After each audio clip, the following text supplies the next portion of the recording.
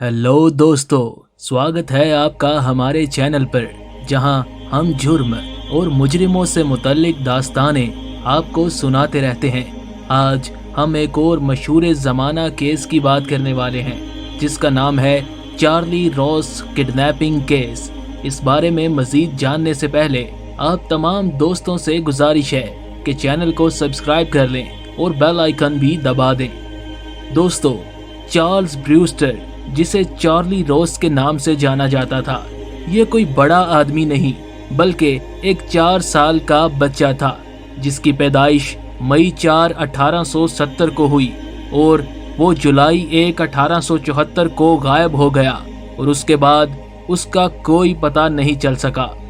लोगों का मानना है कि उसे अगवा किया गया था और इसे तावान के लिए यानी पैसों के एवज अगवा में अमेरिका की तारीख का पहला अगवा कहा जाता है। दोस्तों, हुआ कुछ यूं कि जुलाई 1, 1874 को 4 साला चार्ली रॉस अपने 5 साला भाई वेल्टर रॉस के साथ खेल रहा था। वो दोनों अपने घर के सामने ही खेल रहे थे कि अचानक वहां पर एक घोड़ा गाड़ी आई और घोड़ा गाड़ी में कुछ लड़के मौजूद थे। शायद वो 2 लड़के थे। दोनों इन 2 बच्चों के पास आए और उन्हें कहा कि अगर वो हमारे साथ राइड लेंगे तो हम उन्हें कैंडीज और फायरवर्क्स लेकर देंगे। बच्चों ने एग्री किया और उनके साथ चले गए। कुछ ही देर के बाद उन्होंने वेल्टर रॉस को 25 सेंट्स दिए और एक दुकान पर पटाखे लेने के लिए भेज दिया और चार्ली रॉस को वो अपने साथ ले गए। वेल्टर तो अपने घर वापस आ गया, लेकिन चार्ली कभी वापस नहीं आया। कुछ ही दिनों के बाद क्रिस्टन रॉस, जो इन दोनों बच्चों का बाप था, उसे पैसों की डिमांड्स आना शुरू हो गई। ये डिमांड्स किडनैपर की तरफ से आ रही थी। वो समझते थे कि ये एक अमीर आदमी है, क्योंकि इनका घर बहुत बड़ा था और वो एक ड्राई गुड्स स्टोर का मालिक भी था। लेकिन किडनैपर्स असलियत नहीं जानते थे। असलियत ये थी कि ये चार्ली रॉस का बाप क्रिस्टन रॉस भारी कर्जे से दबा हुआ था और स्टॉक मार्केट क्रैश होने की वजह से उसके पास कुछ पैसे नहीं थे। वो किडनैपर्स की डिमांड पूरी नहीं कर सकता था। किडनैपर्स ने उसे सख्ती से मना किया था कि वो पुलिस को इस काम में इन्वॉल्व ना करे, वरना उसके बेटे की जान खतरे में हो सकती है। लेकिन क्योंकि बाप के पास देने के लिए पैसे नहीं थे, तो पुलिस को इन्फॉर्म करने के अलावा उसके पास कोई चारा नहीं था। उसने पुलिस को इन्फॉर्म कर दिया। पुलिस ने तलाश शुरू कर दी।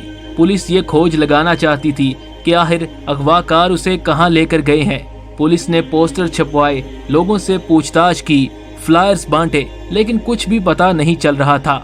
इसी साल दिसंबर 13 को न्यूयॉर्क में कुछ 2 आदमियों का पता लगाया गया। वो किसी जुर्म में पकड़े गए थे।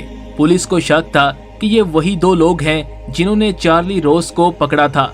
इनको पहचानने के लिए पुलिस ने चार्ली रॉस के बड़े भाई वाल्टर रॉस को बुलाया ताकि वो इनकी पहचान कर सके।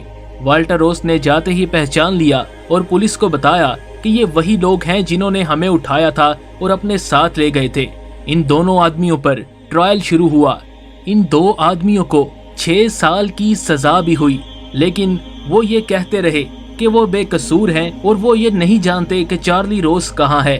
किडनैपिंग के 2 साल बाद बच्चों के बाप क्रिस्टन ने एक बुक पब्लिश की जिसका नाम था the father story of Charlie Ross the kidnapped child. उसने ये किताब इसलिए लॉन्च की ताकि वो पैसे इकट्ठे कर सके और अपने बेटे की तलाश कर सके, इसलिए उसने ये किताब पब्लिश कर दी। एक अंदाजे के मुताबिक उसने अपने बेटे की तलाश में $60,000 खर्च किए, लेकिन वो बेटे को ना तलाश कर सका।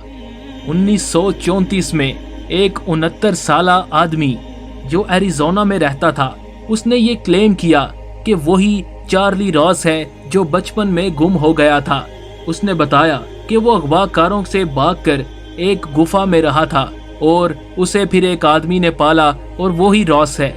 लेकिन चार्ली रॉस के भाई वाल्टर रॉस ने उसे पहचानने से इनकार कर दिया और ये कहा कि ये जो स्टोरी सुना रहा है वो काबिले एतबार नहीं है। इसी तरह पूरी जिंदगियां गुजर गईं।